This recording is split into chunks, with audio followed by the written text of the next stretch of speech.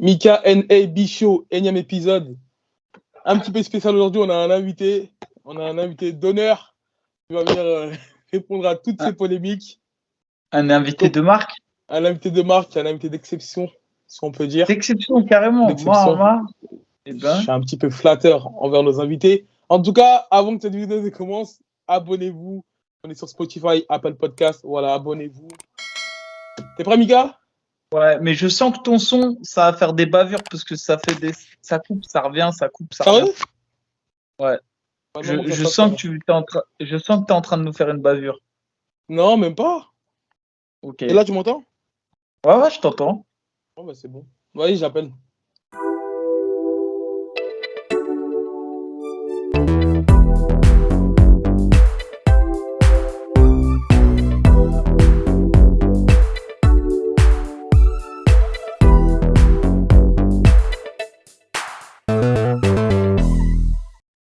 Regardez qui est avec nous. Monsieur Guillaume Pelletier, en chair et en os. Et je suis ici avec très grand plaisir, les gars. Merci beaucoup pour l'invitation, ça me fait très plaisir. Le plaisir est partagé. Comment ça va? Ça va très très bien, merci beaucoup. Et vous, comment ça va, les gars? Ça va super. Bah, écoute, ça va. En forme. J'aurais bien aimé pouvoir manger comme à ma faim, mais bon. C'est ce que j'allais te demander. Comment se passe ta prépa, Mickaël? Est-ce que tu veux que je t'envoie un colis de Bulgarie, du fromage bien gras ou quelque chose? Non, la vodka. Moi, je marche qu'à la vodka. Je te l'ai déjà dit par message privé aussi. Je veux pas perturber ta préparation, tu vois. Donc, je t'enverrai ta ça. Il m'a l'air bien concentré, là. Les genoux qui commencent à creuser et tout. Je sens qu'il est bien, là. Il est bien dans le thème. Non, t'inquiète, pas de souci sur ça. Le poids, alors, comment t'es bien? Bah écoute, ça va, hein. Je m'entraîne avec des gars de la PTT, ils peuvent te dire. Je sais, mais sache un truc, je n'ai demandé et je te promets aucune information déjà d'une parce que ça se fait pas et de deux parce qu'en plus Benoît dirait rien, tu vois, et c'est vachement antisportif et du coup je te promets, je n'ai rien demandé, je n'ai pas dit il est bon sur toi, où sont les failles, etc. Vraiment, je suis resté très neutre et ça tu peux demander à Benoît et à Daniel. Et s'ils le font de même, t'es preneur pour des petites vidéos de sparring ou pas? Ouais, mais toi tu vas être capable de me les vendre aussi, toi. Ah, pourquoi pas? Business is business. Mais d'ailleurs, Guillaume, pourquoi ce match-up-là? Kevin Hart face à Michael Legou? Parce que Michael, en fait, ça a toujours été, il a toujours une cible sur le front pour moi, parce qu'en fait, il porte l'étiquette du UFC vétéran, tu vois. Ça a toujours été pour moi un combattant à abattre, si je peux dire, mais au sens sportif du terme, tu vois. C'est quelqu'un que je voulais faire affronter contre Fares déjà à l'époque. Parce que tu sais comment c'est, en fait, tous les mecs qui sortent de l'UFC, ce sont vraiment des mecs à abattre. C'est un peu comme une porte d'entrée à l'UFC, justement. Donc Kevin, si tu veux, c'est pas un petit genou de 25 ans, donc les objectifs sont différents. Mais voilà, ça reste malgré tout un joli nom à mettre à son palmarès. Donc pourquoi pas, tu vois. Kevin est en forme, Kevin est prêt, Kevin est préparé. Et voilà, ça va être un joli combat et que le meilleur gagne. Donc, t'as promis de faire rentrer Kevin Hart à l'UFC alors? Via Michael Legou, effectivement. Ouais. Mika, j'espère que tu auras bien les t-shirts de la AB Top Team. D'ailleurs, Guillaume, qu'est-ce que tu en penses de cette nouvelle écurie de management? En tout cas, moi, je n'ai toujours pas reçu mon t-shirt. Donc, c'est une team de management à laquelle tu payes pas le manager parce que le manager il fait rien à part rigoler, il fait rien. Guillaume, d'ailleurs, il faut mettre fin à cette rumeur. Tu pourras lui répondre parce que, je te le jure, jusqu'à mes potes viennent m'en parler de ça. Et ils ont bien raison en plus. Oh Guillaume, je te laisse éclairer là-dessus. Vas-y, on t'écoute. Tu veux qu'on attaque directement dans le vif du sujet alors? Parlons-en. Alors, toi et moi, est-ce que tu peux me rappeler comment on s'est rencontrés? On s'est rencontrés. Enfin, on était quand même en contact depuis très très longtemps. Tu peux le valider, ça. On échangeait toujours, on a toujours eu des bons rapports. Et c'est quand je suis venu au premier, on va dire, camp officiel de la Bulgarie, tu sais, en 2019. Il y avait une bonne équipe. Et c'est à ce moment-là qu'on a recommencé à échanger et qu'on a, à mon retour, officialisé les choses et qu'on a commencé à bosser ensemble. Et je crois que j'avais affronté Lamine Séné un mois ou 2 mois après le camp. Absolument. Voilà, après, on a eu une série de 4 victoires. Notre objectif, vu que j'étais à 3-3, c'était d'aller prendre des victoires. Comme il dit Michael Legou, des pêcheurs. Voilà. Et puis voilà, il s'est passé ce qui s'est passé. Non, mais parlons-en, parce que c'est un sujet très intéressant, donc parlons-en sans oublier d'étapes. Donc bah effectivement, oui, je suis assez d'accord. Je trouve tes raccourcis un peu simples. C'était pour un petit récap rapide. Bien sûr qu'on va s'arrêter là-dessus. Est-ce que tu as fait un petit peu le revers de main? C'était un peu rapide, tu vois, un petit peu trop rapide à notre goût. Non, t'inquiète pas. C'était juste pour un petit récap rapide, mais on est là pour ça. Alors en fait, quand on a commencé à discuter un petit peu business à ton retour en France suite au camp en Bulgarie, comme avec tous les gars avec qui je commence à travailler, en fait, on s'est fait des petits plans sur le court, moyen et long terme. Ouais. Et l'objectif sur court terme, du coup, c'était de prendre des victoires parce qu'à cette époque, sans t'offenser, ton record était ce qu'il était, tu vois, de 3-3. Ouais, j'étais à 3-3, ouais. Voilà, c'était pas très sexy en fait pour être vendu dans des organisations intermédiaires ou tu vois de plus haut niveau. Donc l'objectif c'était de prendre des victoires contre des pêcheurs comme dirait Mickaël ou contre des boulangers comme je dirais moi. Ou des alcooliques même presque. En fait ils étaient boulangers et alcooliques en fait, c'est ça. Les deux à la fois. Et donc c'est quelque chose qu'on a fait plutôt bien parce qu'on est parti au Mekdan. C'est une orga en plus qui t'a beaucoup apprécié, hein, il faut le dire. Toi aussi, tu as fait le travail. Bien sûr, ils m'ont bien accueilli, c'était très carré. Ouais. Absolument. Et en fait, ce qu'on s'était dit, c'est qu'on prenait une petite série. Je crois qu'on s'était fixé 5 victoires, il me semble, d'affilée. Ouais, 4 ou 5 victoires avant de passer à l'étape supérieure et de voir un petit peu ce qu'on pouvait faire. Sauf que Monsieur Batti, du coup, a pris ses 4 ou 5 victoires et a pris aussi la poudre d'escampette, chose qui n'était pas sur le plan qu'on avait prévu de base. Mais comme quoi les choses peuvent changer en route. Je vois en plus Mickaël sur mon écran avec son petit sourire en bas. C'est vrai parce que c'est un sujet intéressant. Bien sûr, c'est pas une chose que je nie. Après, voilà, Guillaume, la dernière fois, on en a discuté en off. J'ai mon point de vue. Parlons-en en on. En on, c'est parti. J'ai mon point de vue comme tu as le tien. Bon, on va dire, moi, j'ai apporté mon point de vue honnêtement sur plusieurs vidéos. Maintenant, toi, tu peux nous apporter ton point de vue et ton ressenti à toi parce que c'est tout à fait normal que tu l'as mal pris et qu'il y ait des désaccords. En fait, si tu veux, lorsque tu m'as annoncé ça, tu as vu, de ma part, il n'y a pas eu d'énervement plus que ça ou il n'y a pas eu un mot au-dessus de l'autre, etc. Ça a été avant tout de la déception parce que le travail de construction, c'est le travail le plus ingrat à faire, en fait. C'est le plus long, le plus chiant, celui où on ne prend pas trop de plaisir et aussi, il faut le dire, celui où on n'a pas de retour sur investissement parce que c'est un investissement énorme en temps et qui financièrement rapporte rien en retour, tu vois. Donc on ose espérer en échange de ça que les combattants aient, une reconnaissance et une fidélité suffisante pour pouvoir rester avec toi quand vient le moment enfin de pouvoir faire du retour sur investissement, tu vois. Donc bien sûr, j'étais pas satisfait parce qu'en fait, si tu veux, moi je pars du principe où si tous les combattants quittent l'écurie une fois qu'ils ont été construits, ça veut dire qu'en fait, nous, on rentabilise jamais. En fait, juste on construit des mecs sans rentabiliser en retour. Et ce qui fait qu'en fait, un mec comme moi, si je ne rentabilise pas, parlons sincèrement, je vais finir au chômage du MMA. Tu vois, je vais finir à la NPE du MMA. Ils vont pas me donner beaucoup d'argent et en fait, il faudra que je travaille à l'usine. Et ainsi, la France va perdre un manager full temps, tu vois, plein temps, parce que des mecs ne l'ont pas payé, en fait, tu vois. Et je trouve que cette attitude, en fait, elle est totalement à l'opposé de ce que tu vends. Non, pas parce que des mecs ne l'ont pas payé, parce que des mecs Pourrais-je finir mon propos, s'il vous plaît, monsieur Lebou, qui est au milieu, qui est l'arbitre de la soirée, pourriez-vous, s'il vous plaît, lui demander... Allez, désolé, je t'ai laissé dire. Moi, après, en plus, je vais donner mon point de vue en tant que personne neutre. C'est intéressant. Et en fait, si tu veux, moi, ce que je veux te dire, et je suis pas là pour régler des comptes, hein, on rigole, c'est bon enfant, mais vraiment pour être très sincère, je pense que c'est à l'opposé total de ce que tu nous vends tous les jours, parce qu'en fait, tu nous vends un MMA dans lequel les mecs doivent être super professionnels, etc. Mais en fait, cette attitude, elle est tout sauf professionnelle, tu comprends? Parce que le truc, c'est que si toutes les teams ont que des Aboubakar Bati, en fait, elles vont arrêter de travailler, et elles vont finir à l'usine chez Renault à mettre des boulons sur des tiges filetées, en fait, tu vois. Et du coup, il n'y aura plus de manager en France. Et je trouve que c'est regrettable. Tu vois, quand on a la chance d'avoir des mecs qui investissent de leur temps pour faire monter des gars, et en échange, ah bah oui, tiens, parlons justement de ce sujet, le sujet financier. Il faut savoir qu'on était d'accord, toi et moi, c'est même moi qui te l'avais dit, tant que les combats ne payent pas, je te prends pas 1 euro en plus, tu vois. On est d'accord là-dessus.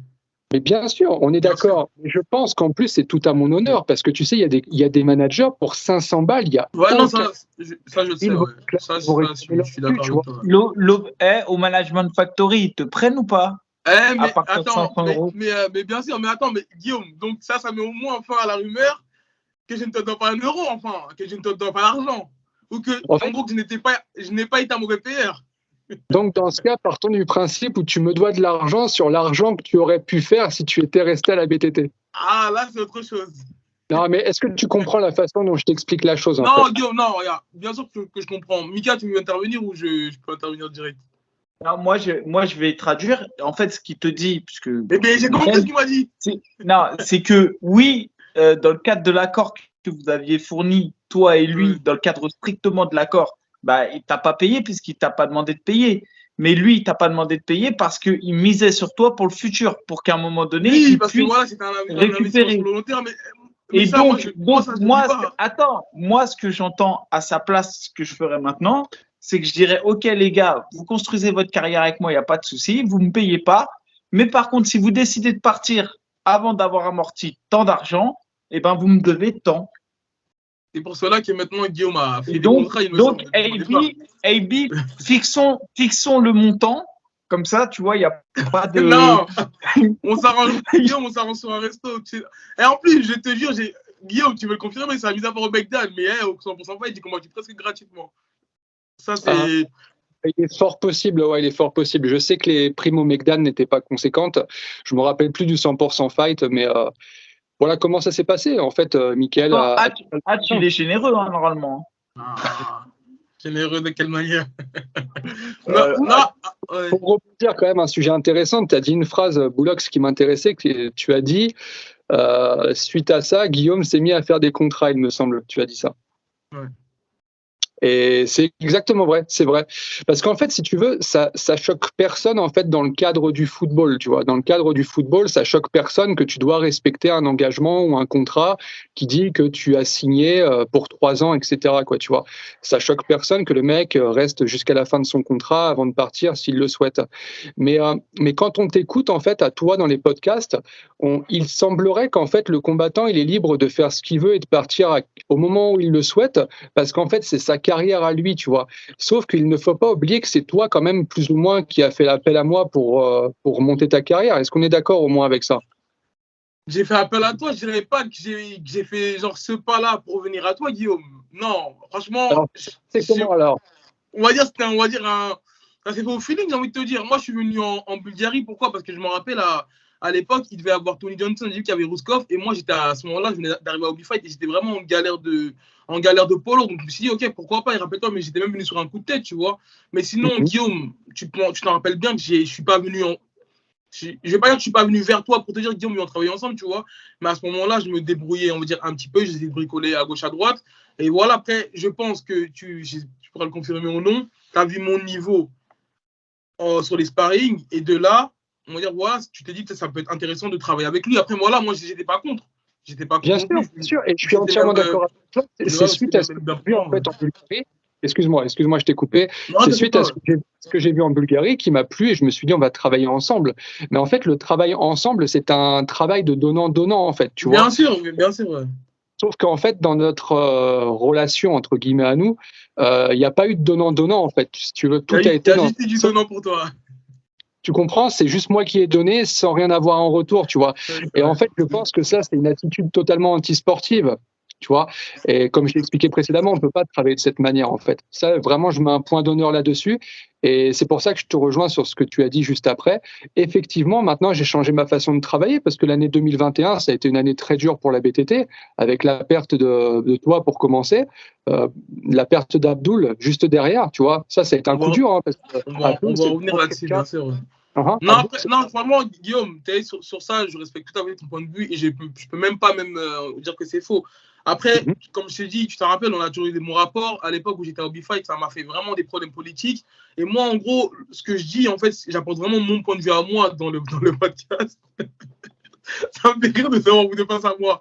Et en gros, ce que je veux dire, c'est que c'est vraiment compliqué pour un athlète, je te jure. Et après, là où tu as raison, c'est que tu as dit, je suis arrivé au Factory, j'ai même pas essayé de bosser avec toi et de bosser avec Fernand Lopez, je suis d'accord avec toi. Mais je te jure, Mika, tu t'en rappelles, la fois où on était à B-Fight, les problèmes que ça a fait à un athlète qui doit s'entraîner et se concentrer sur ça, moi, c'est absolument ce que je voulais éviter. Après, voilà, sur le travail anti-sportif, Guillaume, je te rejoins vraiment là-dessus. Après, dire que.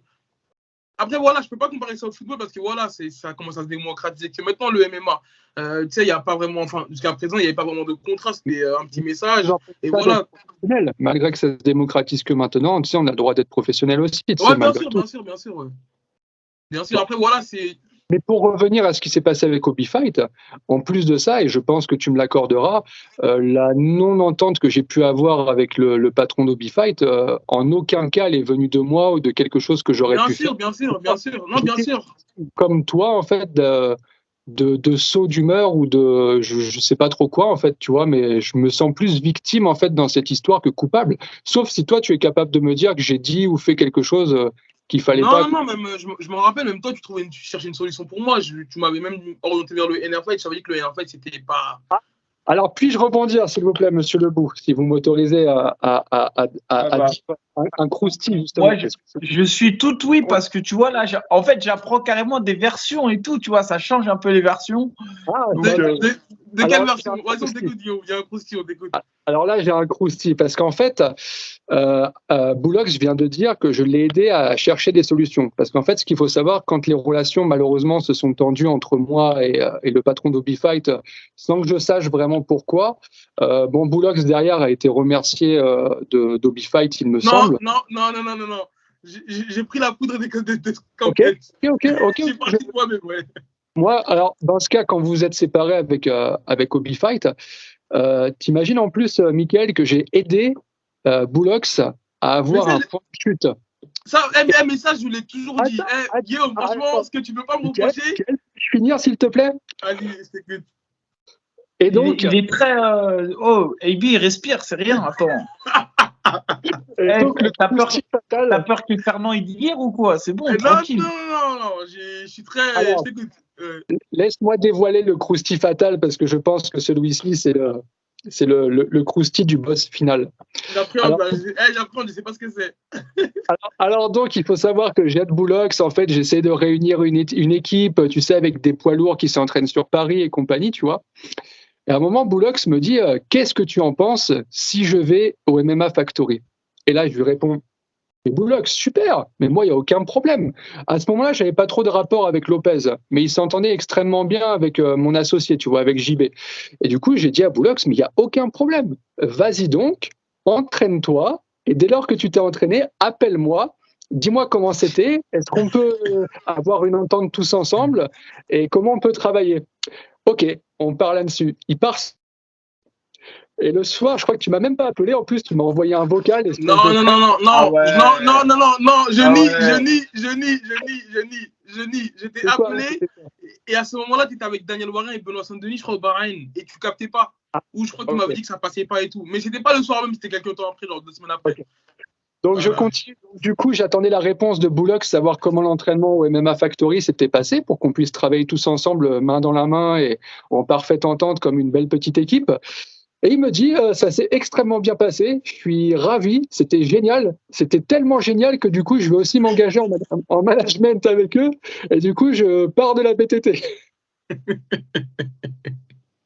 Ça a été dit de cette manière-là, j'ai été franc avec Guillaume, j'ai dit voilà, je préfère. Et en plus, j'ai bien précisé, ce que Guillaume il dit, qu'il m'a aidé à trouver un point de chute, je l'ai toujours dit ça, hein. Franchement, je l'ai toujours dit, j'ai aucunement nié cela. Et ensuite, c'est vrai que je suis parti dans mon plein gré. À aucun moment, Fernand Lopez il m'a dit, en gros, non, tu dois signer au Management Factory. Je suis parti dans mon plein gré parce que moi, je vous le dis très honnêtement, ça m'a vraiment fait chier, on va dire, tous ces petits problèmes politiques qu'il y a eu à ObiFight. Et honnêtement, c'est vrai, je n'ai pas essayé cette collaboration et je ne voulais pas que, voilà, à l'avenir, ça me fasse encore des problèmes comme il m'est arrivé à ObiFight. Je voulais vraiment être concentré sur mon entraînement et voilà, avoir aucunement de problème là-dessus. Est-ce que tu regrettes d'être parti de la Bulgarie Top Team ou pas? Est-ce que tu trouves pas que depuis que tu es au Management Factory, l'accélérateur de carrière, il est plus en mode frein à main de carrière? Non, je ne regrette pas du tout. Voilà, ce choix-là, il m'appartient. Et même à Guillaume, j'ai dit que j'ai été aucunement forcé c'est pas parce que c'est un choix on peut avoir un choix qui nous appartient, mais qu'on regrette. C'est possible. Non, ça s'appelle. Non, je regrette pas du tout. J'ai une expression en France qui dit il y a que les cons qui changent pas d'avis. C'est comme ça. Non, je regrette pas. En plus, même si j'étais avec Guillaume, je pense qu'on va dire la trajectoire, elle aurait été pareille. Il n'y a pas 36 000 organisations maintenant, surtout depuis le Covid. Donc, on aurait visé quoi, Guillaume à part si tu avais d'autres idées pour moi, on aurait visé quoi des organisations comme le Arès. On aurait visé, à mon avis, une défaite à Arès, je pense, tu vois, c'était bien, quoi. Comment? On aurait visé une défaite à Arès, à mon avis, quoi. C'était pas mal. On aurait visé une défaite à Arès, bah, c'est bon, alors on est dans le même. On est toujours dans le même point de carrière. Ça tire à balles réelles. Merci, je vais couper au montage.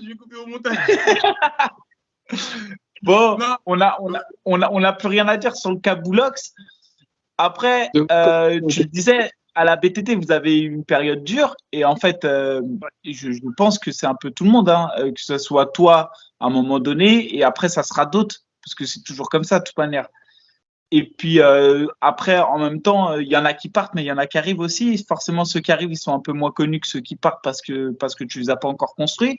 Mais on le voit, moi, avec par exemple Oumar Sy, qui je pense est un futur qui potentiellement peut générer de bonnes choses. Ouais, il peut générer de belles choses en fait dans le MMA. Après, j'ai toujours mon petit poulain, même si je suis pas très neutre, on va dire, c'est Mustapha que je trouve extrêmement fort. Mais voilà, comment du coup tu gères maintenant quand tu as vu le départ de Fares, tu as vu le départ qui en plus pour le coup sont des pionniers. Lui c'est vraiment de l'équipe des Lyonnais entre guillemets, c'est les pionniers. C'est un peu lui qui a fait les beaux jours ou du moins qui a fait connaître la BTT avec Malik Merad dans les débuts. Dans les débuts, ouais. Et notamment ce qui a fait exploser entre guillemets la BTT, qui a donné beaucoup de crédibilité à la BTT, ça a été ce fameux combat Fares contre Lapillus chez Jean Bagal. Au LFC, ouais. Et du coup, quand tu vois les gars qui partent comme ça, peu importe s'ils ont raison ou pas de le faire, ça après, ça ne nous appartient pas de le dire, mais comment tu gères du coup? Ben, en fait, si tu veux, on va pas se mentir. Au départ d'Abdoul, ça a été une grosse incompréhension, tu vois. Je suis resté un peu groggy comme ça, tu sais, genre un chaos debout. J'ai pas compris ce qui se passait en fait, tu vois. Et après, en fait, j'ai essayé de réfléchir à comment ça pourrait ne plus se reproduire et surtout à comment rebondir devant ce genre de problème, tu sais, parce que Mika, on investit énormément de notre temps, de notre énergie. Enfin, tu vois, on fait vraiment le maximum pour tous les mecs, tu vois, sans exception. Dès lors que les mecs viennent avec nous, on fait vraiment le maximum. Et en fait, si tu veux, par rapport à ce que disait tout à l'heure Boulox, c'est ce que j'ai mis moi en place. Maintenant, je travaille avec un avocat qui rédige des contrats. On essaye en fait de protéger notre travail. Tu comprends ? C'est plus dans ce but-là, en fait. Il ne faut pas le voir dans le sens où, ouais, tu as vu, maintenant, ils bloquent les mecs. Non, en fait, j'essaie de protéger le travail que je fournis, en fait, sur le long terme. Tu vois, quand tu prends un gars, bah, regarde Mustapha Haïda, c'est pareil. Quand on a commencé avec lui, à cette époque-ci, personne ne le connaissait, tu vois. Si demain, il doit quitter la BTT, c'est une catastrophe absolue parce que c'est énormément de temps, etc., tu vois. Mais malgré tout, tu sais, on n'arrête pas le travail de détection des futures pépites. Et c'est aussi ça qui me permet de vachement rebondir par rapport à d'éventuels départs qu'on pourrait avoir dans l'équipe. Tu as vu, on a mis en place le camp d'entraînement maintenant tous les ans où on a beaucoup d'amateurs en fait qui viennent tenter leur chance. Et pour nous, c'est une super plateforme, le camp d'entraînement. Ça nous permet de voir des petits jeunes avec un gros potentiel pour la suite. Donc ça me permet quand même de relativiser les choses et de voir qu'on a quand même un bel avenir. On a des combattants qui arrivent et qui vont performer. Tu vois, on a signé 3 petits jeunes de 16 ans pour la première fois lors du dernier camp. Et ces 3 petits jeunes-là, je sais qu'ils vont aller aussi très loin.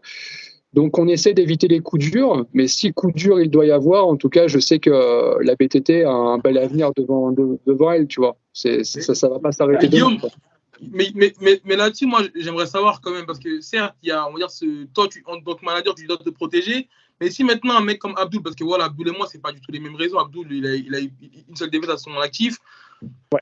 S'il a décidé de quitter la BTT, c'est qu'il avait ses raisons. J'ai envie de dire, c'est que si à un moment donné, on va dire Abdoul, lui, en tant qu'athlète, bon, après, peut-être c'est pas les raisons que je vais dire, mais il voit qu'il s'éternise un petit peu trop au Brave et qu'il a, on va dire, voilà, il sent que peut-être qu'il ne peut pas aller plus loin avec toi. C'est aussi une raison valable pour l'athlète de pouvoir quitter aussi le management. Peut-être que Abdul sentait qu'il pouvait pas aller plus loin avec moi, mais je crois qu'à peine un an plus tard, on a signé un combattant à l'UFC dans la même catégorie que lui. Donc il semblerait qu'on est aussi capable, nous, de faire du bon travail et d'emmener les athlètes jusqu'à la plus haute marche du MMA, tu vois. Donc peut-être que lui le sentait ainsi. Je sais pas, en fait, il faudrait directement lui poser la question à lui. Parce que moi, en fait, le message qu'il m'a envoyé à moi, parce que ça se fait toujours par message, en fait, tu vois. Le message qu'il m'a envoyé à moi quand il a quitté l'équipe, c'est que j'avais fait de l'excellent travail, qu'il avait rien à me reprocher, mais que je souhaitais voir autre chose, en fait, tu vois, tout simplement. Mais Abdul le dit clairement que ses ambitions à lui, c'est d'aller à l'UFC. Est-ce que toi, on va dire, tu as fait ce travail de fond en comble pour l'emmener à l'UFC? Tu sais, il y a eu un démenti dans une vidéo, donc j'ai pas envie de rentrer dans un conflit avec la personne qui l'a faite. Mais j'étais en contact effectivement avec l'UFC pour Abdul. Alors, j'ai pas besoin de dire s'il y a eu offre ou pas, mais en tout cas, il y a eu un gros intérêt pour faire les Contender Series, tu vois. Et voilà. Tu sais, là, par contre, c'est un autre sujet parce que je l'avais dit dans une vidéo avec un autre média et j'avais lu un commentaire qui disait ouais, Pelletier, quel mytho, etc. Tu vois. Et j'avais envie, en fait, en réponse à ce commentaire, de mettre directement le mail que j'avais reçu avec l'offre, tu vois. Mais après, je me suis dit, s'il faut que je commence à répondre à chaque commentaire négatif, tu vois, je vais faire que ça de toutes mes journées. Donc je l'ai pas fait. Mais oui, il y avait un travail qui était fait parce qu'en fait, c'est bénéfique pour tout le monde à ce que Abdul rejoigne l'UFC, tu vois. Donc moi, j'avais aucune raison de le bloquer au Brave, tu vois, mais absolument aucune, bien au contraire. Donc pour répondre à ta question, bien sûr que le travail était en cours. Moi, en fait, de ce qu'on m'avait dit... Deux secondes, Avi, 2 secondes. Tu vois, on prend Abdul. Abdul, pour moi, il fait partie de ces catégories de personnes. Moi, si je suis son entraîneur, je suis pas inquiet, un peu comme Saladin Parnasse, je suis pas inquiet de savoir est-ce qu'il va aller à l'UFC ou pas, est-ce qu'il a les moyens de me faire saisir l'opportunité, parce qu'on sait que ne serait-ce que par ses performances, il ira. Aujourd'hui, ce qu'on voit, AB, moi je donne raison à personne, hein, mais ce que je vois aujourd'hui, c'est qu'il a combattu Jara, il a pris sa ceinture, effectivement, il a recombattu derrière. Jara, pour moi, c'est ce qui se fait le mieux en 77. Il perd sa ceinture face à Jara. Lui, il explique que c'est une contre-performance qui est due à son état psychologique au moment du combat. Bon, pas de souci. Moi, j'estime que Jara, de toute manière, c'est un level au-dessus. C'est mon avis, peu importe. Il part, mais aujourd'hui, on voit bien que même au Ares et même après 2 victoires, il n'a toujours pas signé à l'UFC et qu'il va faire un 3e combat. Par contre, ce qu'on peut dire, c'est qu'effectivement, depuis la légalisation en France et depuis le Ares, sa popularité en France a été extrêmement grandissante. Mais ça, c'est plus lié à la conjoncture du MMA qu'à une question de management. Parce qu'à l'époque, c'était pas possible de faire ça, on est bien d'accord. Et ce que je veux dire, c'est que Abdul, managé par, tu lui mets même je sais pas moi, une poule en management, je te jure que la poule, elle va avec lui à l'UFC parce que Abdul l'emmène à l'UFC. Donc après, je sais pas les motivations qui l'ont poussé, mais pour moi, Abdul, c'est vraiment pas les personnes les plus difficiles à manager. Moi, de mon point de vue, les personnes difficiles à manager, ça va plus être des profils comme moi, par exemple, qui à un moment donné, c'est vrai, j'ai signé à l'UFC. Je veux pas dire que c'est le hold-up, mais tellement que j'ai pas été le meilleur. Mais il a été que 2 semaines avant, j'avais combattu à l'endroit où ils organisaient un UFC, que j'avais pris une ceinture, que j'avais battu un des champions. Et donc, il y a un concours de circonstances qui s'établit. Mais ce que je veux dire, c'est que je pense en tout cas que le management, la qualité du management, tu ne le vois pas sur les personnes qui sont fortes, tu le vois sur les personnes qui sont bonnes, voire moyen bons, et non pas sur les personnes excellentes. Guillaume, tu confirmes ces dires? J'ai pas grand chose à rajouter en fait, hein. C'est une analyse qui est absolument parfaite. Abdul, tu sais, comme disait Mika, il peut être avec n'importe qui, il ira de toute façon quoi qu'il arrive à l'UFC parce qu'en fait il a un côté assez spectaculaire, même si ça n'est pas le striking, son sol fait qu'il est joli à regarder, tu vois. Donc de toute façon il ira à l'UFC quoi qu'il arrive. Et oui, je pense que la vraie performance c'est justement de rentrer quelqu'un à l'UFC contre toute attente, plus que de rentrer tu vois, Saladin Parnasse, c'est pareil, tu vois. Enfin, ce sera tout à son honneur, à son manager de le rentrer à l'UFC. Mais en soi, ce ne sera pas une performance de management. Tu comprends? Ça sera juste tout à fait normal, quoi. Il doit aller à l'UFC. Je pense que on est dans le même cas de figure pour Abdul, absolument. Et d'ailleurs, j'aimerais rebondir sur le cas de Fares aussi, parce qu'il y a Fares aussi qui a quitté la Bulgarie Top Team. On n'en sait pas plus pour les raisons. Tu peux nous éclairer un petit peu là-dessus? Les raisons, c'est un peu compliqué d'en parler. Justement pour les raisons que j'ai citées précédemment, comme quoi maintenant on travaille avec un avocat, je vais pas mentir, il y a eu un document qui a été signé entre Fares et moi, comme quoi là pour le coup en fait j'ai fait valoir mes droits, tu vois, parce que justement je te disais précédemment le fait de défendre mon travail, donc là pour le coup j'ai défendu mon travail, sauf qu'en échange. Il est passé à la caisse. Ah, il est passé à la caisse. Fares, il est passé à la caisse. Voilà, je peux pas m'éterniser sur le sujet, tu vois. En gros, sans vraiment rentrer dans les détails du pourquoi, mais en fait, ouais, le pourquoi il a quitté la BTT, c'était on va dire parce qu'il a préféré aller voir ailleurs, ou c'est parce qu'il y a eu on va dire, je vais pas dire un conflit d'intérêt, mais un manque de. Il n'y a rien eu du tout. Il n'y a rien eu du tout. C'était un choix. J'étais le premier surpris, hein, sincèrement, tu as vu, je ne vais pas faire le fier. J'étais le premier surpris. En plus, Fares, c'était un peu comme mon petit frère, tu vois. C'est quelqu'un que je connais depuis très longtemps, que j'ai connu quasiment mineur, tu vois. Donc, non, ça a été une grosse surprise, mais je pense qu'il arrive un moment. Ça n'est que mon avis, hein, je ne juge pas, hein, d'accord. Mickaël pourra en témoigner parce qu'il l'a vécu. Je pense qu'il arrive un moment où, quand tu rentres à l'UFC, en fait, tu as tellement de convoitises, de gens qui te promettent des trucs, de lumière, de machins, de trucs, de personnes qui viennent se greffer sans forcément en avoir les compétences, de nouveaux amis qui te donnent de conseils alors que les mecs débarquent de je ne sais pas où, ils ne sont pas de notre milieu. Enfin, tu vois, il y a tellement de choses qui arrivent avec l'UFC que peut-être que si tu n'y fais pas attention, ça peut avoir un rôle sur ta façon de voir les choses, ou tu vois, de réfléchir, ou même de ta réflexion sur tes propres amis, tu vois. Je sais pas si j'ai été clair. Ouais, en gros, ça pour le cas Fares, je pense que de toute manière, ça fait longtemps qu'il avait besoin. Je parle pas en management, hein. Là, je parle vraiment sur le point de vue entraîneur. Ça faisait trop de fois que je voyais Fares à flirter avec le haut niveau, très haut niveau, avec, on va dire, ses amis peut-être d'enfance ou son coach de pied-point. Et je trouve, et même toi, Ebi, si tu es honnête, tu le diras, qu'on a toujours dit qu'il manquait chez Fares d'un head coach, d'un mec capable de lui dire, tu vois, ou à un moment donné, l'amitié, c'est bien, tu vois. Je dis pas que dans ton point, tu dois pas avoir pour se professionnaliser, quoi. Non, pas vrai, mais j'ai l'impression, tu vois, quand on a vu là, le combat contre Terence McKinney, on a bien vu que son coin, quand ça arrivait au sol, ben, les gars, ils ne savaient plus faire. Parce que je pense que c'est vrai que c'est en pied-point, je pense qu'ils ont les armes pour lire un peu ce qui se passe. Mais le MMA, même le pied-point du MMA, c'est pas le pied-point que tu retrouves en boxe. Ouais, mais non, donc, bien moi, sûr, par exemple, je suis d'accord, mais si nous, de notre point de vue, on doit se dire qu'il doit changer, on va dire, d'équipe parce qu'il est au plus haut niveau, peut-être que, par exemple, là, du fait d'avoir quitté Guillaume et pour aller avec Ali Abdelaziz, peut-être que lui aussi, il ressentait ce besoin de gravir, on va dire, tu vois, de setup le niveau du management. Il n'y a que lui qui peut le dire. Moi, ce que je pense intimement, c'est qu'il est parti là-bas, dans une salle aux États-Unis. Dans cette salle aux États-Unis, j'imagine que beaucoup de combattants sont managés par Ali Abdelaziz, et j'imagine qu'il y a d'autres aussi, qu'il a parlé avec eux, qu'ils lui ont vendu quelque chose en disant mais c'est le meilleur, c'est celui qui va t'ouvrir des portes, etc. Parce que Fares en pied-point, c'est un sparring partner de malade, il est super bon, il est super propre. Donc, Fares, il sert de sparring et comment dire, on va pas dire qu'il est utilisé, mais les deux s'utilisent, mais lui-même, il est convoitisé pour tourner avec lui, parce que c'est agréable de tourner avec lui.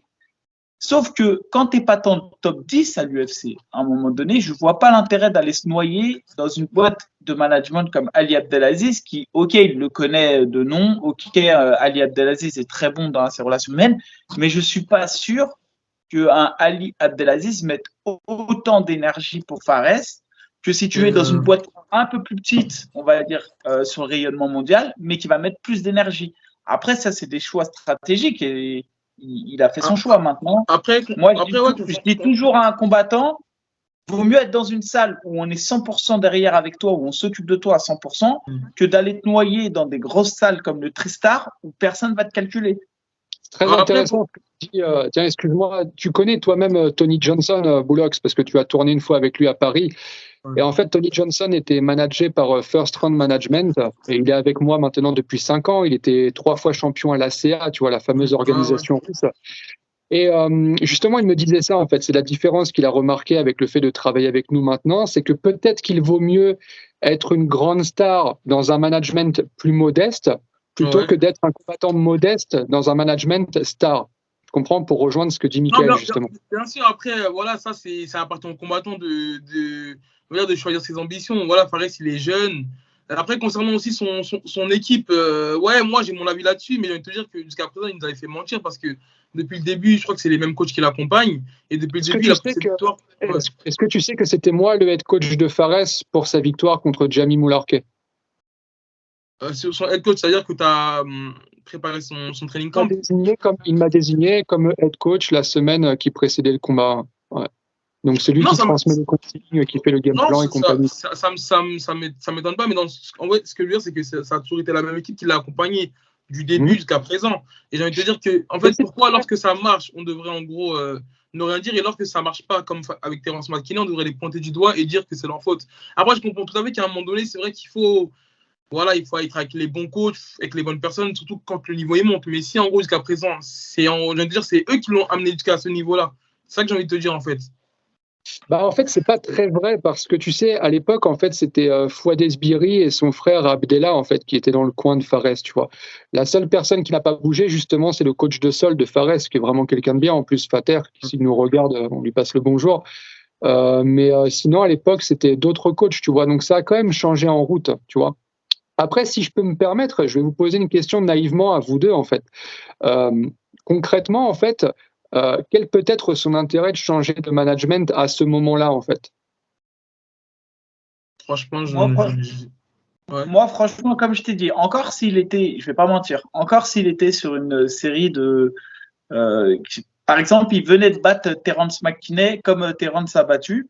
Bon, je me dis peut-être qu'il se dit, ok, je pars dans la cour des grands entre guillemets quoi. Je vais vraiment aborder le top 15 et je pense que des gars bien placés à l'UFC me permettront d'avoir un cheminement plus facile parce qu'il y a des rouages quand même à l'UFC, je le sais. Mais tu penses qu'un manager ça contrôle sur ça? Ça quoi, tu me dis? Tu penses qu'un manager contrôle là-dessus?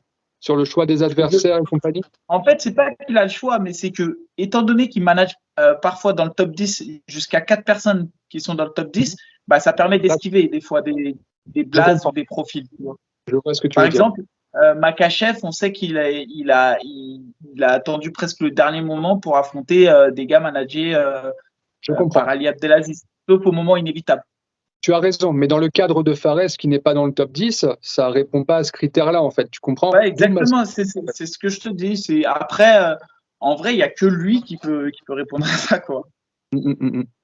Et, Guillaume, justement, parce que le combat contre Terence McKinney, la première fois où il a été programmé, il était managé avec toi.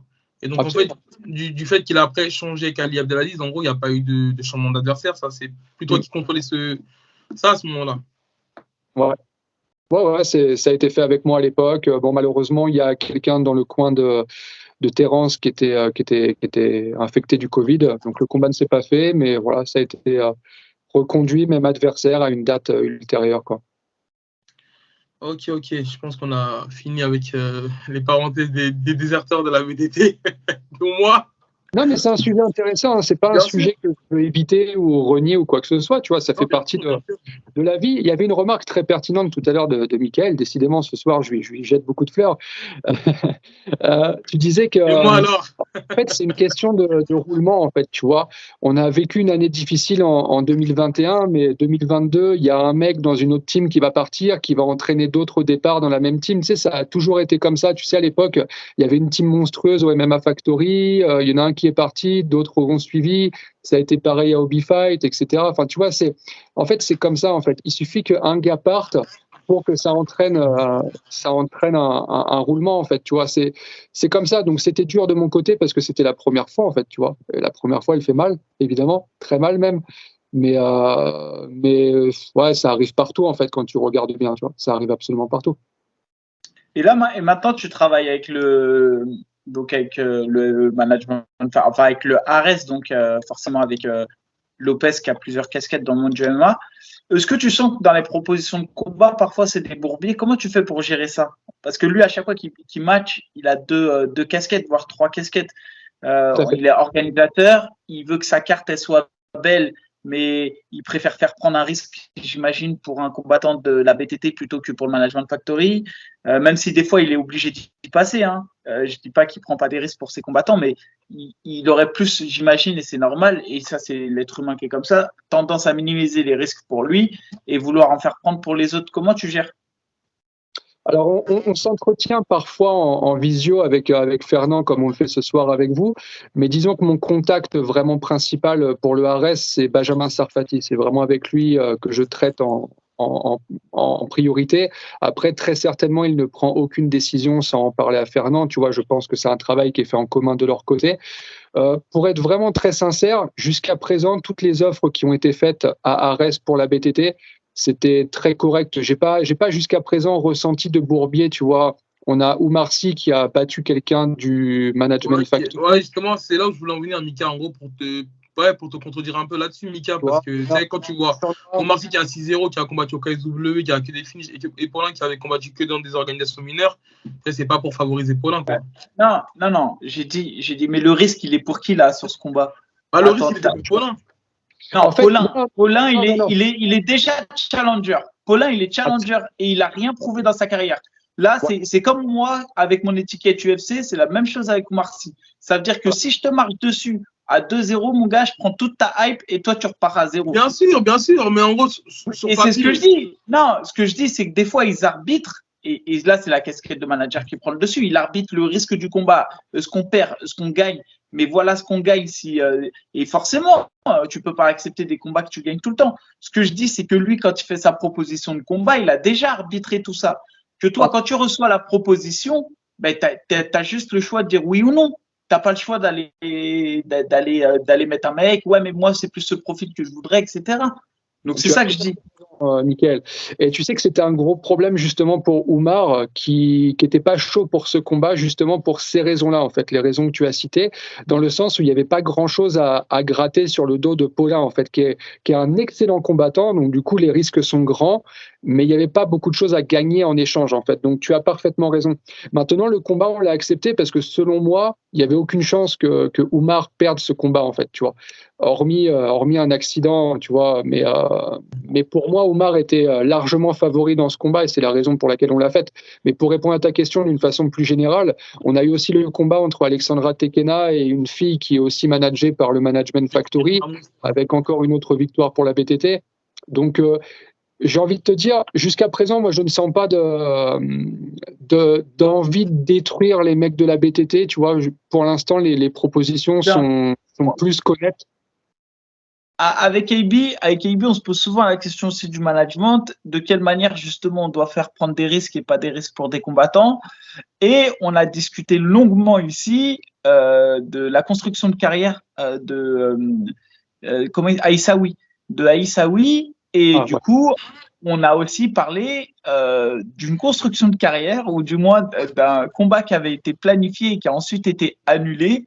Et on n'a jamais réussi à bien circonstancier ce qui s'est passé. Parce que moi, j'ai des bruits de couloir, j'ai des bruits de groupe et j'ai pas eu le fin mot de cette histoire. Alexis Fontes face à Bessangour. Qu'est-ce qui s'est passé? En fait, si tu veux, je suis un petit peu surpris quand on dit que le combat a été accepté puis refusé. Parce qu'en toute franchise, je pense que ça s'est enflammé, ça a été un peu trop vite. Je pense que c'est peut-être un combat qui a été proposé aux combattants dont tu me parles. J'interviens. Hein. Ouais. Le combat, en tout cas, sache qu'il a été signé par Bessangour, contrat signé, et ça, je le sais, de source sûre, je le sais de la part de Hatch. Mais il n'a pas été signé par Alexis. Ah, ça, en tout cas, on lui a dit que ça avait été signé par Alexis. Ça avait été accepté par le manager. Mais dans tous les cas, si ça n'a pas été signé par Alexis, c'est qu'en gros, quelque part, il a refusé. Ouais, bien sûr, bien sûr. Mais ça, j'ai pas honte de le dire. C'était pas le bon moment pour accepter ce genre d'adversaire, tu vois. Et s'il faut, j'en prends même la responsabilité, dans le sens où, d'après ce que j'ai vu et entendu, cet adversaire, il est extrêmement dangereux. C'est du très très haut niveau. Et au moment de la carrière d'Alexis, c'était tout sauf une bonne idée, en fait. Tu vois, Alexis, je crois qu'il sortait de 18 mois sans combat et en plus d'une défaite. Enfin, tu vois. Et en plus de ça, il devait prendre justement le type d'adversaire que tu prenais au Mekdan, c'est-à-dire un pêcheur. Donc voilà, En vous avez combat, bien la preuve que c'est Guillaume qui nous force à prendre des pêcheurs. il devait prendre un pêcheur en combat initial, tu vois. Le pêcheur qui est resté coincé en mer quelques jours avant le combat. Ouais. Et du coup, en échange, on nous propose ce tueur à gage, tu vois.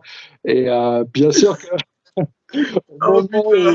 au moment de la carrière d'Alexis, c'était pas une bonne idée. Alors après, on pourrait dire que j'ai pas pris la bonne décision parce qu'Alexis, justement, a combattu quelques semaines après ça et a perdu, tu vois.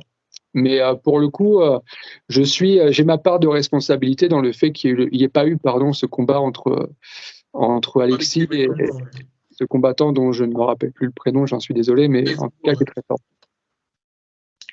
Mika, ça a répondu à ta question? Bah écoute, ouais, après, j'ai toujours mes petites infos en off.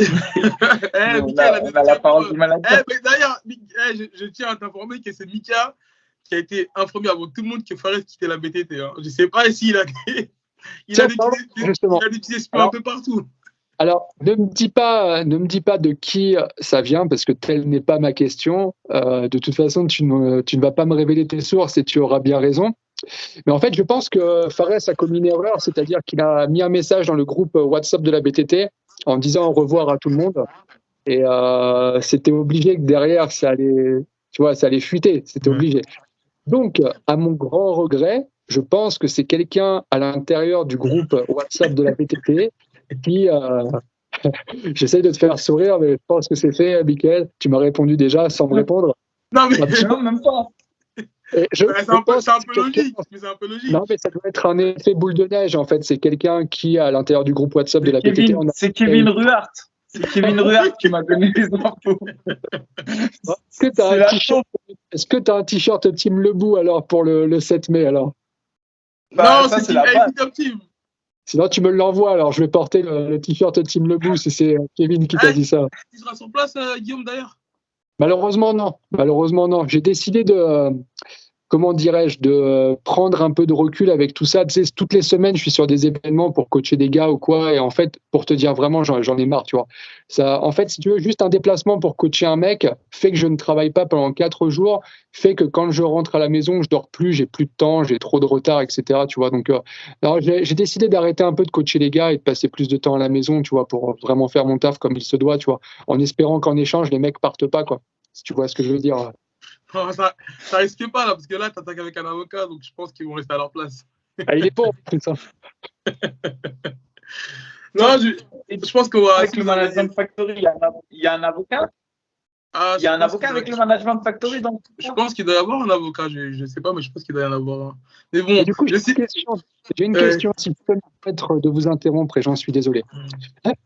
Donc, je pense que ton club d'origine, c'est le Kumite Team, c'est ça?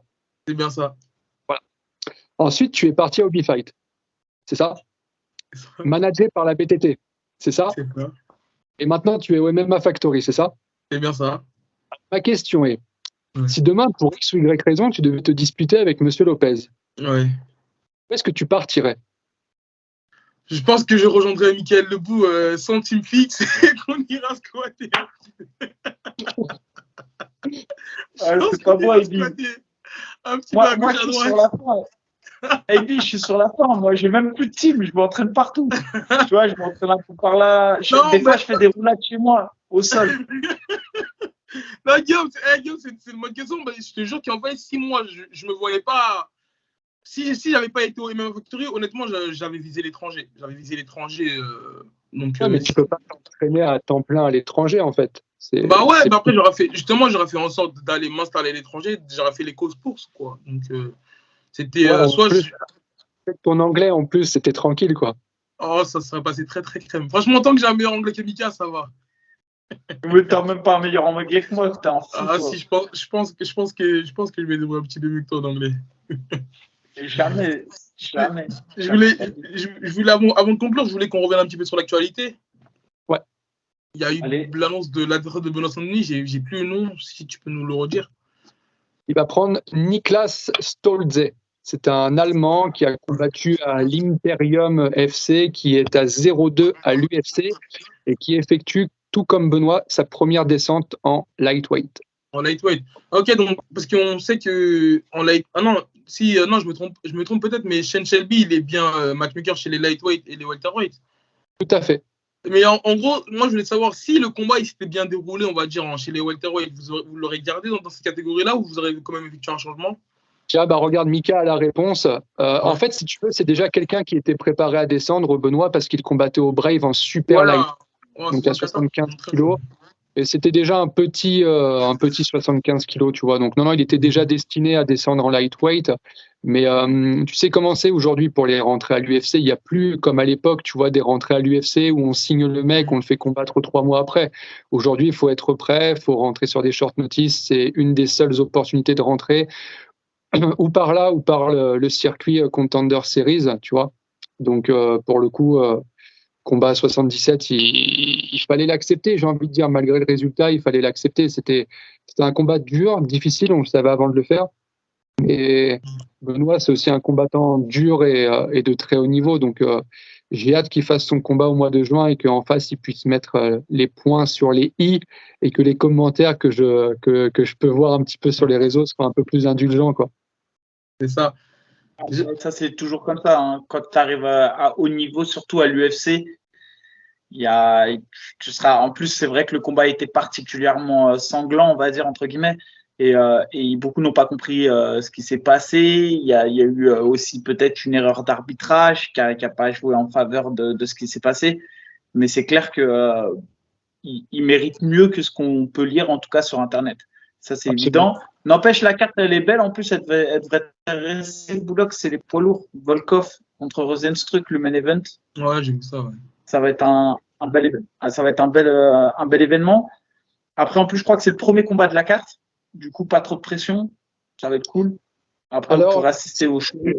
Je pense qu'en fait, Tapologie l'a mis en premier combat sur la carte parce que ça a été le dernier annoncé. Ça a été officialisé, ouais. Je n'ai pas la confirmation, en fait. Je ne suis pas capable de te dire concrètement est-ce que ça va être le premier. Je ne sais pas du tout. Mais si c'est le cas, ouais, c'est cool. Il n'y a aucun problème à passer en premier, au contraire, tu vois. Ouais. Taylor, à l'époque, quand il avait combattu, il avait combattu son premier ou deuxième combat de l'UFC. Non, c'était le premier. Il l'avait fait en premier aussi, pareil. Et après, il était monté dans les cartes au fur et à mesure. Hein. C'est ça. Et j'avais une autre petite question sur une interview, je crois, chez Fight Club. Tu avais annoncé que, tu sais, lors de l'UFC London, qu'en gros, il y avait eu un short notice qui s'était en gros libéré en welterweight pour affronter Gunnar Nelson, je crois. Finalement, c'est Takashi Sato qui a sur l'occasion. Et tu avais dit, en fait, justement, qu'il était sur le point de signer Carla Moussou. Ça a étonné beaucoup de personnes, pour être honnête avec toi. Mais voilà, il y a eu des bruits de couloir qui disaient que non, c'était, entre guillemets, impossible. Tu peux nous en dire plus là-dessus ? Si c'est impossible, j'invite les gens à en donner les raisons, tu vois. En toute franchise, j'ai pas d'intérêt à inventer ça. Et oui, je peux te confirmer qu'effectivement. Après, peut-être que c'est un peu plus aussi par rapport à l'âge de Carla Moussou et tout, non ? Oui, mais Carla Moussou, excuse-moi, c'est une légende en Europe. C'est un nom que tout le monde connaît, c'est incontournable. Tu vois, c'est une référence en fait en Europe. Et sur une carte européenne, l'UFC souhaite aussi intégrer ce genre de personnes. En fait, moi, je pense que le combat entre Nelson et Amoussou, sur le papier, c'était top, tu vois. Ces deux mecs, comment dirais-je, ce sont plus deux prospects, en fait, tu vois. Ce sont deux gars qui ont passé la trentaine, qui sont connus sur le circuit MMA. Moi, je trouve que ça n'avait rien de scandaleux. Et pour Nelson qui ? Gunnar Nelson ? Gunnar Nelson, ouais. Et pour justement reprendre les propos que j'avais tenus sur un autre média, en fait, si tu veux, on était dans l'attente de savoir est-ce que le Japonais allait accepter ou pas. Et en fait, si tu veux, je m'entends plutôt pas mal avec Shelby. Et il m'a dit, écoute, j'ai encore une option. Si la dernière option que j'ai refuse, c'est Karl qui prend le combat. Donc voilà, on en était là. Malheureusement, malheureusement. Et ouais, vraiment malheureusement, le Japonais a accepté. Et Et voilà, mais c'est que partie remise, c'est pas grave. Karl va gagner contre Abdul au mois de juin. Mais justement, en fait, j'en revenais là. J'allais dire, c'est que moi-même, le premier, j'aurais été étonné de voir Karl signer à l'UFC, par exemple, pas par rapport aux performances de Karl, mais plus relativement aux performances de Abdul. Ah, il nous a quittés. Je veux pas polémiquer, j'allais te répondre. Ne mettez pas de filtre. Je t'aurais dit, après, je sais pas, est-ce que l'entourage d'Abdul était sur le coup, tu vois, j'en sais rien. En tout cas, moi, j'avais fait le travail de mon côté et on était sur le coup et on était très proche de signer et voilà, on en était là. Malheureusement, ça ne s'est pas fait parce que, en fait, dans un premier temps, eux, ils cherchent à signer des mecs qui sont en contrat avec eux déjà, en fait, tu vois. C'est logique, ils vont chercher dans le roster. Dès lors que le roster répond de façon négative parce que la notice est trop short, etc., là, ils vont chercher dans d'autres mecs, tu vois. Et voilà, on était sur le coup et malheureusement, ça ne s'est pas fait. Et c'est vraiment regrettable parce que je suis persuadé que ça aurait été un super combat. D'autant plus que Karl était en préparation parce qu'il devait déjà combattre à la même date, en plus, il me semble, à Hexagone. Bon, en tout cas, on a hâte de voir face à Abdul ce que ça va donner. Et Guillaume, t'as balancé ton pronostic, hein, mais j'ai envie de te dire, j'étais là quand même en Bulgarie, on a un peu vu ce qui s'est passé. T'es quand même confiant, on va dire, avec ce que tu as pu voir, notamment sur les sparring, parce que même si les sparring, c'est pas le combat, c'est quand même beaucoup révélateur parfois sur le niveau qui peut opposer les gars, quoi. Je suis très confiant. Je suis extrêmement confiant. En fait, Karl est une machine de aussi. T'es aussi confiant que Lopez avec Cyril Gane face à Ngannou, c'est bien. Pour répondre à ta question d'une façon, je vais essayer d'être le plus objectif possible. Abdul est favori. Abdul est clairement favori. Abdul est dans l'obligation de gagner ce combat. Parce que si Abdul perd ce combat, clairement, on ne le voit pas à l'UFC pour les 2 prochaines années. Karl, clairement, aujourd'hui, il n'a rien à perdre, en fait. Karl n'a strictement rien à perdre. Comme je disais précédemment, pour moi, Karl, c'est une légende en Europe. En fait, il n'a rien à prouver à personne. Et en fait, le Karl, moi, tel que je le connais, c'est quelqu'un qui a besoin justement de ce genre de défi pour révéler son vrai niveau, en fait, tu vois. C'est aussi un long débat qu'on a eu avec lui. C'est que dans l'organisation dans laquelle il était précédemment, il avait l'impression de faire un peu du surplace. Tu sais, le confort, c'est pas pour lui, en fait. Tu vois, lui, il veut pas être... Ouais, il voulait un nouveau défi, il voulait se défier. C'est un format que énormément de combattants auraient adoré, peut-être même le combattant dont vous parliez précédemment, Sofiane Assaoui. Le fait d'être mis dans une organisation, d'être protégé, d'avoir le choix des adversaires, etc., c'est une situation qui est plutôt cool pour tous les combattants. Mais j'ai envie de dire tous les combattants, à l'exception de Karl, parce que Karl n'a rien à voir avec tous les autres combattants. Karl, en fait, il a besoin de ce genre de choses. Là, il y a tout le monde qui est en train de se monter contre lui, il reçoit des messages haineux tous les jours, mais en fait, les gens ne savent pas la force qu'ils sont en train de lui donner. En fait, ils sont en train vraiment de faire tout ce qu'il ne faut pas faire si on veut pas voir Karl à son meilleur niveau. Et en fait, les gens sont en train de tomber dans le piège à l'heure actuelle, tu vois. Donc, Abdul est favori et Abdul doit gagner ce combat. Si tu veux vraiment mon avis, c'est ça. Abdul, il doit gagner, il est dans l'obligation de gagner. Voilà. Ok. Mika, tu as d'autres choses à rajouter? Non, j'ai pas d'autres choses. Après, moi, j'ai hâte de voir le combat. Je suis assez d'accord sur le fait que Abdul est largement favori. Bon, Karl, on le sait, il est explosif, il restera toujours dangereux et un combat n'est jamais gagné d'avance. Maintenant, moi, personnellement, vraiment, je pense que même si le combat n'est pas joué d'avance, si j'avais 1 000 € à mettre, je les mettrais sur Abdul. Clairement. Après, c'est un combat en tout cas qui aura le mérite de me mettre devant la salle et que j'attendrai avec impatience. Et au final, c'est ça qu'on attend tous. C'est ça. Je crois que j'aurais une petite dernière question avant de conclure ce podcast. Guillaume, est-ce qu'on aura l'occasion de voir d'autres personnes de la BTT sur Arès, notamment par exemple Oumar Sy ou d'autres personnes, quoi? Ouais, excuse-moi de t'avoir coupé. On aura l'occasion de voir d'autres personnes. Comme je le disais précédemment, aujourd'hui avec Arès, on s'entend extrêmement bien. Ils sont très friands de ce que vient de dire Michael, c'est-à-dire les oppositions franco-françaises. Donc, on a beaucoup de propositions pour nos Français. Donc, sur le mois de mai, on a pas mal de gars qui sont prévus.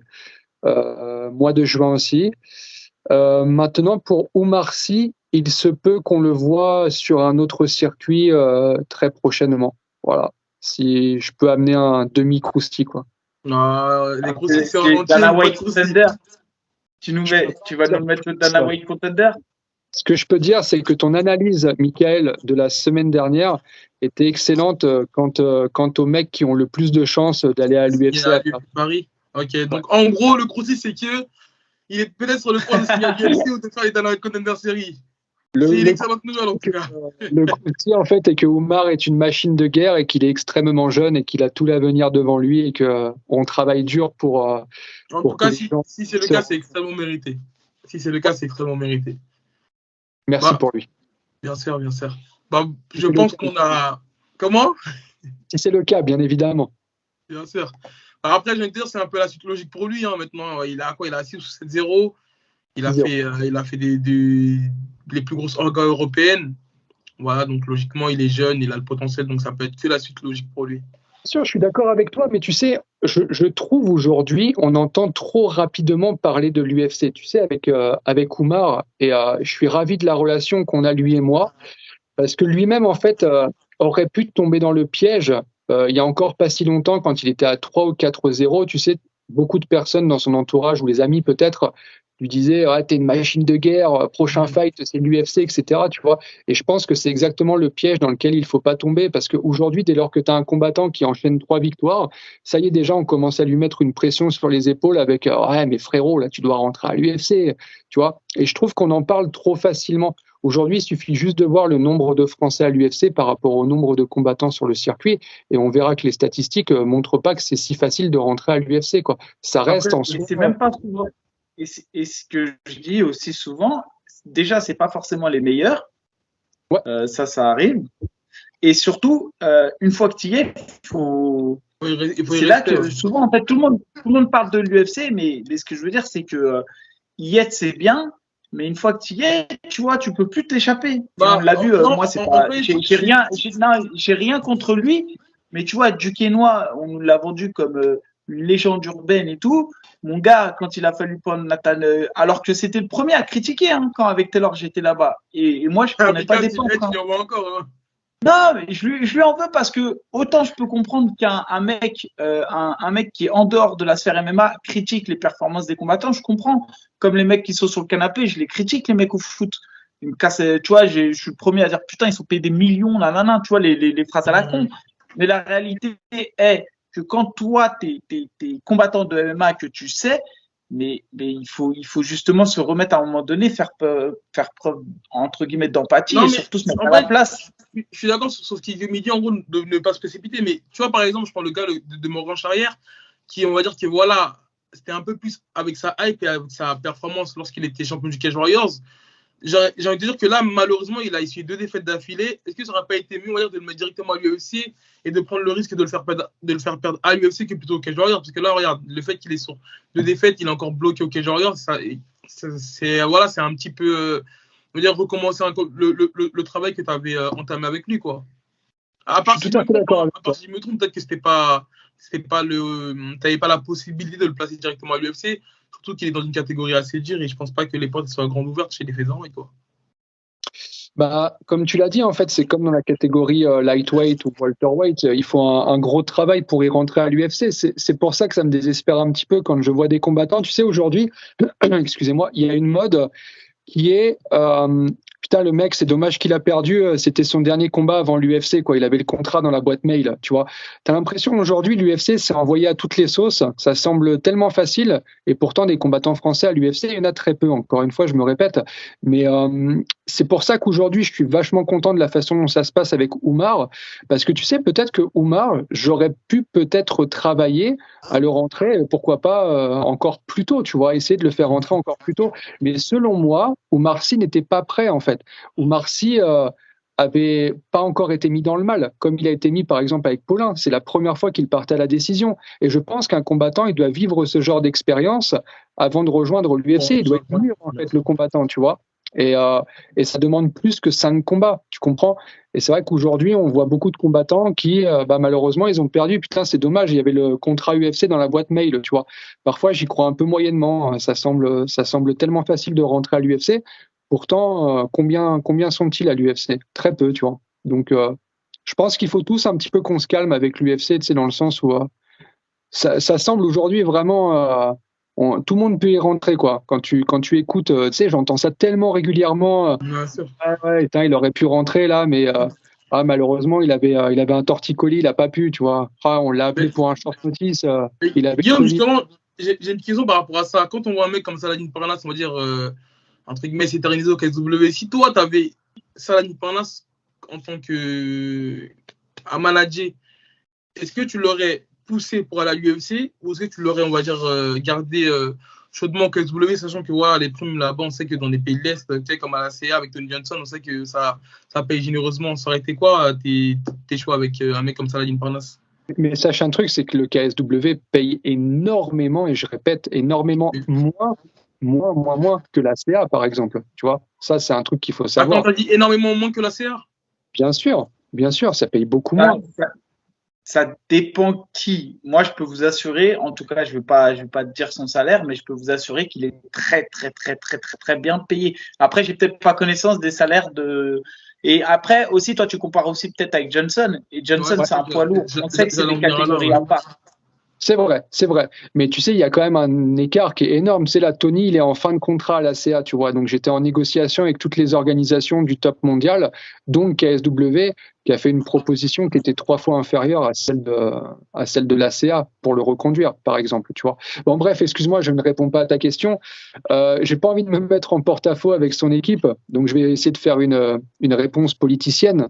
Mais si j'étais le manager de Saladin, selon moi, et je dis bien selon moi, pour moi, il est mûr. C'est-à-dire, il est prêt, en fait. Tu vois, il a affronté tous les styles de combattants, les spécialistes du sol, de la lutte ou du striking. Tu vois, pour moi, c'est un gars, il a quasi tout vu, en fait, en type d'adversaire. Pour moi, il est prêt, tu vois. Après, bon, voilà, s'il y va pas, il a certainement des raisons qui sont bien à lui. C'est ça, il a battu ce qui se fait de mieux en Europe. Et pour moi, Buchinger, c'est une référence européenne. Tout à l'heure, on parlait de légende européenne. Buchinger, il n'y a pas un combattant qui ne connaît pas Buchinger. Et ce qu'il lui a fait montre qu'il a le niveau. Maintenant, moi, ce que je pense, c'est que d'un point de vue management, là, c'est même pas d'un point de vue performance sportive, il a tout intérêt à rester au KSW pour faire de l'argent. Peut-être. Parole de l'expérimenter, Mickaël Lebou. Je pense qu'on va conclure là-dessus. Guillaume, en tout cas, même si vous n'avez pas été d'accord avec moi. Soit les spécialistes de l'argent, quoi, tu vois. En tout cas, merci de nous avoir accordé ton temps et d'avoir éclairé toutes ces choses-là. C'était un plaisir, messieurs. On refait ça quand vous voulez. C'était un plaisir. J'ai une dernière question. On te voit de moins en moins fitness. Qu'est-ce qui se passe? Je savais. On me voit effectivement de moins en moins sur MMA Fightness parce qu'il semblerait qu'ils aient pris un virage à 180 degrés en ce qui concerne leur communication. Il semblerait que les ennemis d'hier soient les nouveaux meilleurs amis d'aujourd'hui. Et voilà, non, il s'est passé des petites choses sur le camp l'année dernière. Il s'est passé des petits trucs de comportement avec certains de nos combattants, avec des façons de parler, ou tu vois, avec. Il y a eu des petites histoires en fait qui font que j'ai envie vraiment aujourd'hui moi de couper dès que ça s'embrouille en fait, si tu veux. Vraiment, j'ai envie de me tenir loin de tout ça. Vraiment, encore une fois. C'est pas que j'ai plus le temps, je veux pas paraître hautain, tu vois, mais vraiment aujourd'hui, dès que je vois que ça commence un petit peu à se tendre, je préfère couper directement parce que je préfère vraiment me focaliser sur des choses positives. C'était une belle réponse, non? C'est une belle réponse, mais c'est surtout, ça confirme ce qu'on pensait. On s'est fait la réflexion la semaine dernière. On se disait qu'il y avait un truc. Alors, je peux me permettre, excuse-moi Boulox de te couper. En tout cas, sachez quelque chose, les gars, c'est que si aujourd'hui je suis sur votre podcast, c'est parce que je suis content de le faire, c'est parce que je vous aime bien, ou pour Boulox presque bien, et que du coup je prends plaisir à être là. Mais en tout cas, sachez un truc, ça n'est pas parce qu'on me voit moins sur MMA Fightness que vous me voyez aujourd'hui ici, parce que l'exercice médiatique En fait, je prends que des risques, moi, à venir aujourd'hui m'exposer devant vous, etc. Parce que, tu sais, parfois, tu lis les commentaires, c'est un truc de fou, tu te fais déglinguer, tu comprends même pas pourquoi. On commence à avoir l'habitude. Tu comprends, en fait, tu prends que des risques, en fait. Tu sais, il y a beaucoup de managers qui restent cachés, on ne voit jamais leur visage. Et parfois, je me dis, c'est peut-être la bonne méthode, tu vois. Et c'est pour ça, en venant ici, je prends vraiment des risques. Et si je le fais, c'est parce que je prends plaisir à le faire. C'est pas parce que j'ai besoin d'être devant les médias, parce qu'en fait, les médias, aujourd'hui, moi, dans ma façon de travailler, c'est, comment dirais-je, c'est cool en fait d'être bien avec les médias, c'est super, mais en fait c'est pas ça qui va me permettre d'être meilleur en fait, moi dans ma façon de travailler. Je sais pas si je me fais bien comprendre. Donc aujourd'hui, si je suis là, c'est vraiment parce que je kiffe et que j'ai envie d'être là en fait. C'est pas parce qu'on me voit moins sur MMA Fightness. Si on me voit moins sur MMA Fightness, c'est grandement ma volonté. Ok. Mais après, voilà, c'était juste pour savoir. Ça va, on est clairvoyant quand même, Botox. On arrive à voir les choses. On n'est pas mauvais. Épisode, et il y a beaucoup de choses. Quand je regarde vos podcasts, je me dis, ah ouais, les enfoirés, quoi. Parce qu'il y a de la réflexion, quoi. On voit qu'il y a de la réflexion et surtout, il y a de l'expérience, en fait, dans le métier, quoi. Voilà, ça se voit. Parce qu'il y a des trucs, parfois, que vous voyez, ce sont des choses qui se disent pas encore. C'est souvent repéré avant même que ce soit compris, quoi. Bah, ça va, en tout cas, tu es venu, on va dire, nettoyer ta place parce que voilà, on a dit des propos et au moins, tu as pu apporter ton point de vue là-dessus et je pense que c'est ce que les gens voulaient. J'espère avoir nettoyé la mienne et sali la tienne. Je pense que tu l'as bien sali, la mienne. AB, tu t'en sors toujours parce que comme tu as un visage gonflé que tu fais que de rigoler, bah on te trouve sympathique. Ça veut dire que tu peux faire les pires crasses du monde. Tu t'en sortiras toujours. Par contre, je te jure que c'est un petit peu ce qui fait ma force. Ou là où j'ai grandi, que ça vanne. C'est-à-dire que je te jure, quand j'étais petit, ça vannait à 10 contre moi. C'est-à-dire que maintenant, les vannes, je les absorbe d'une manière et je les répartis. Donc, on ne peut pas me mettre mal à l'aise. En tout cas, Guillaume, tu reviens quand tu veux. Et balance un peu plus de croustilles la prochaine fois, s'il te plaît. Ça va, je vais les noter sur un papier pour la prochaine fois, alors, je te promets. Avec plaisir. Ça marche. Bon, vas-y, les gars. Moi, je repars à l'entraînement. Il faut que je batte un mec qui s'appelle Art qui me donne mes infos. Tranquille, Mika, reste à la maison ce soir. Va pas te claquer. Vas-y, les gars. Vas-y, les gars. Merci, Allez, les gars. ciao. C'est une bonne soirée. Merci. Ciao.